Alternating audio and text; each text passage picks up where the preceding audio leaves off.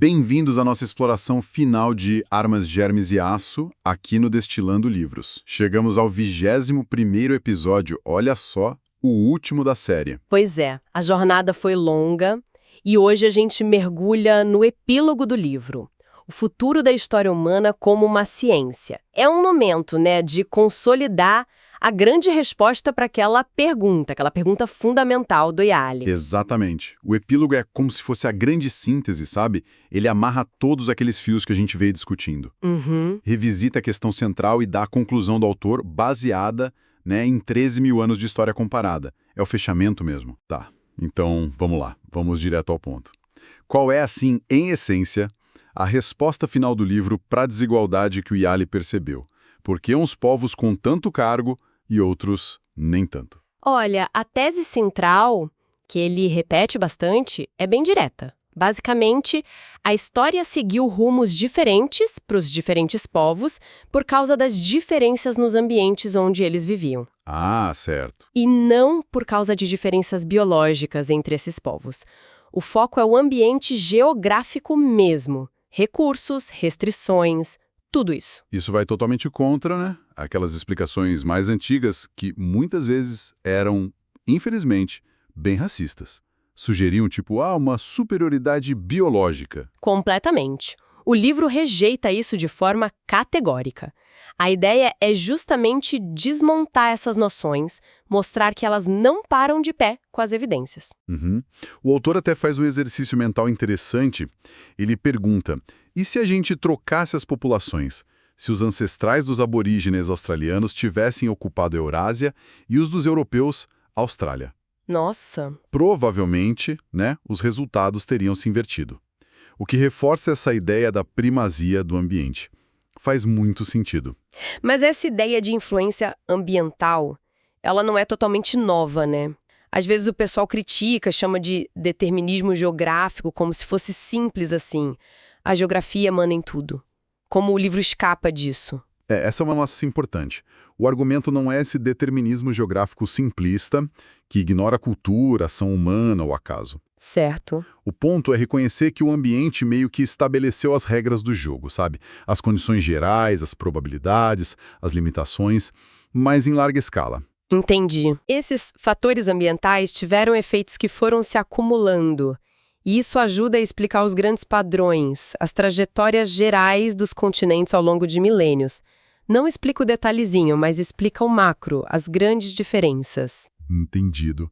E o livro não fica só na afirmação geral, Ele identifica fatores ambientais específicos. Se não é biologia, o que no ambiente fez tanta diferença logo de cara? A matéria-prima disponível, imagino? Isso. Esse é o primeiro e talvez o mais impactante dos 4 grandes conjuntos de fatores.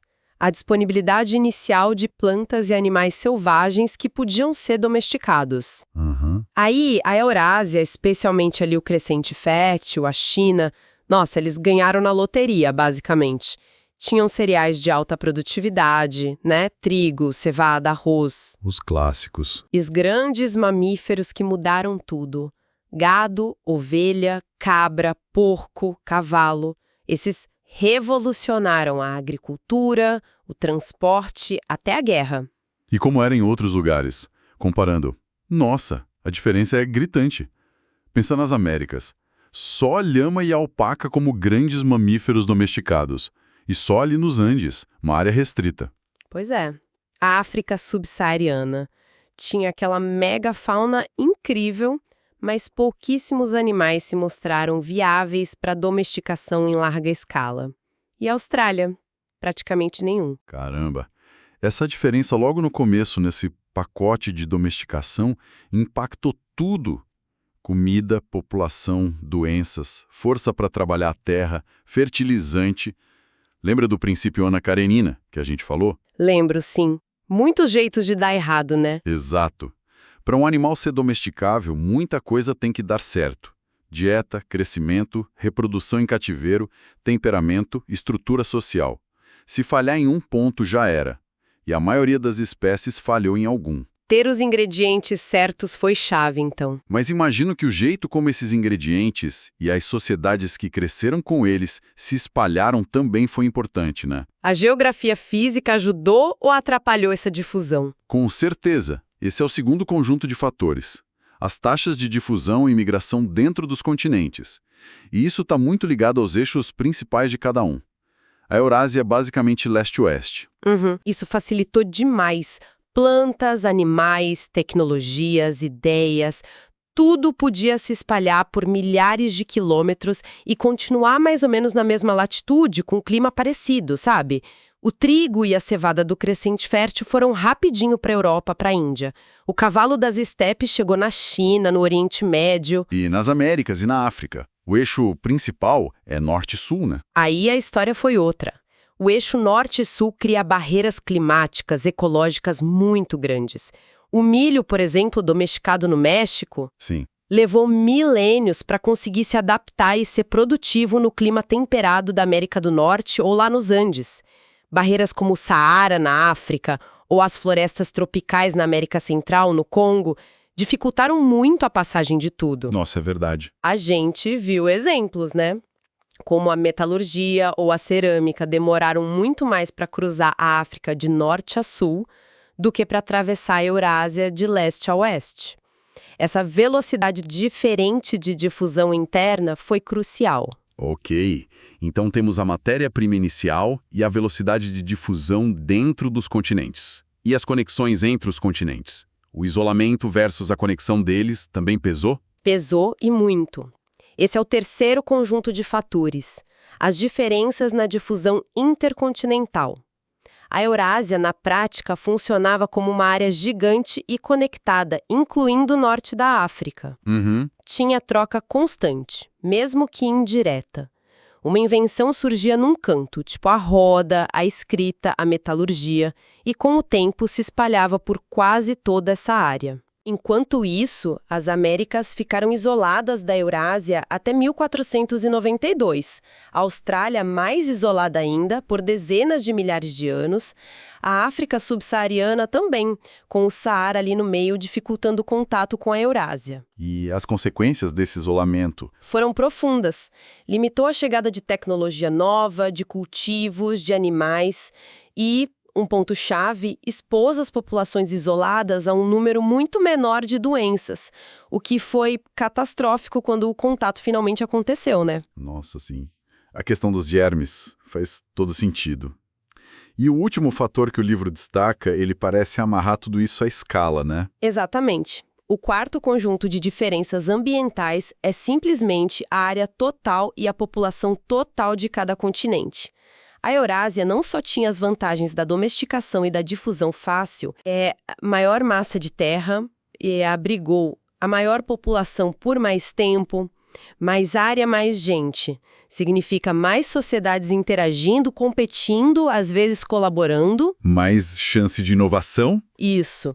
Mais gente pensando, mais chance de surgir inventores, de ter inovações em paralelo, mais sociedades para testar e adotar novas tecnologias, novas formas de organização, cria uma pressão maior para inovar ou para adotar a inovação do vizinho para não ficar para trás. Entendi. Aí você compara. Américas em segundo lugar em área e população potencial, depois África e, por último, Austrália, que é o menor e mais isolado dos continentes habitados há muito tempo. Mais gente, mais competição, mais inovação, vira um ciclo que se alimenta. Essa análise dos 4 fatores é, muito forte para explicar as linhas gerais da história. Mas aí vem aquela pergunta, né, que sempre gera debate. Como a gente pode dizer que isso é uma forma científica de estudar a história? A gente não pode fazer experimento em laboratório com sociedades. Essa é a questão metodológica central.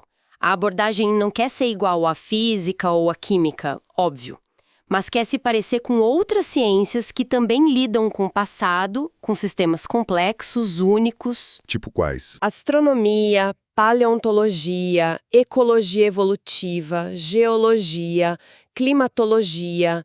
Nenhuma delas faz experimento controlado em tubo de ensaio do jeito que um químico faz.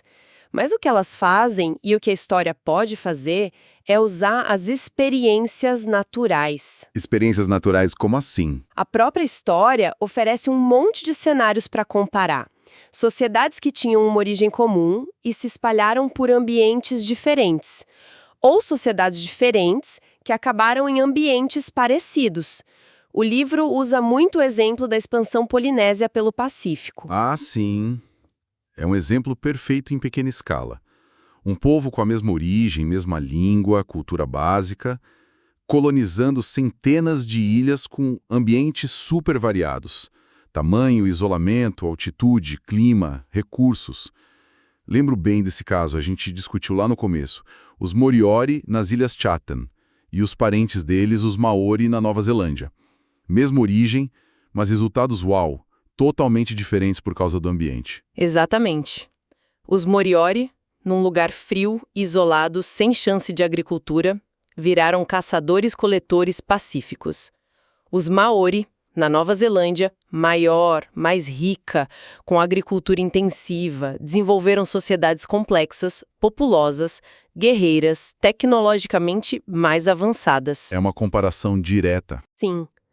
Você controla a ancestralidade, varia o ambiente e consegue inferir o impacto causal do ambiente na trajetória da sociedade. Então, a história, analisando e comparando muitas dessas experiências naturais em várias escalas, continentes, regiões, ilhas, pode sim identificar padrões fortes, tendências gerais, cadeias de causa prováveis, mesmo sem experimento direto. É um método científico baseado na comparação, na busca por padrões que expliquem as coisas.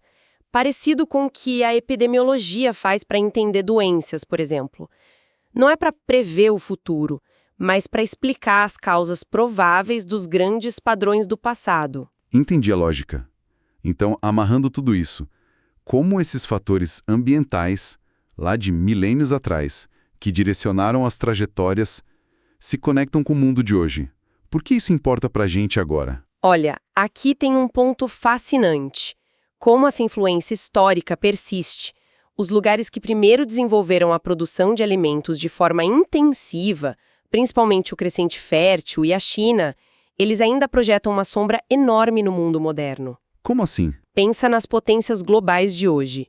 A maioria ou são os estados que sucederam diretamente aqueles centros antigos, como a China, Certo. ou são regiões que receberam logo cedo aquele pacote completo da Eurásia domesticação, tecnologias como Europa e vizinhos influenciados tipo Japão, Coreia. Ou ainda são nações formadas pela migração em massa de povos desses centros para outros continentes, levando as vantagens junto, como as Américas, Austrália, Nova Zelândia. Nossa.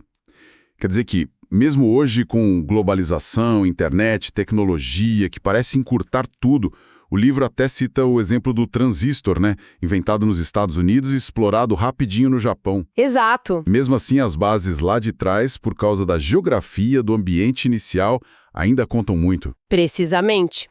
O Japão conseguiu pegar o transistor e inovar em cima dele tão rápido porque já tinha séculos de história com alta densidade populacional, agricultura produtiva, metalurgia avançada, alfabetização alta, instituições complexas. Uma base sólida. Uma base sólida, muito disso é legado da interação com a China e do desenvolvimento interno baseado naquele pacote eurasiano. O mesmo salto tecnológico não aconteceu ou foi muito mais difícil em lugares como Zaire, hoje Congo, ou Paraguai, porque não tinham essa mesma base histórica profunda, moldada por milênios de vantagens ambientais diferentes. É a mão pesada da história. É a mão pesada da história, definida em grande parte pelas condições lá por volta de 8.000 a.C., que ainda ajuda a explicar por que o poder e a riqueza continuam distribuídos de forma tão desigual hoje no planeta. É realmente impressionante pensar nesses ecos tão antigos ressoando hoje.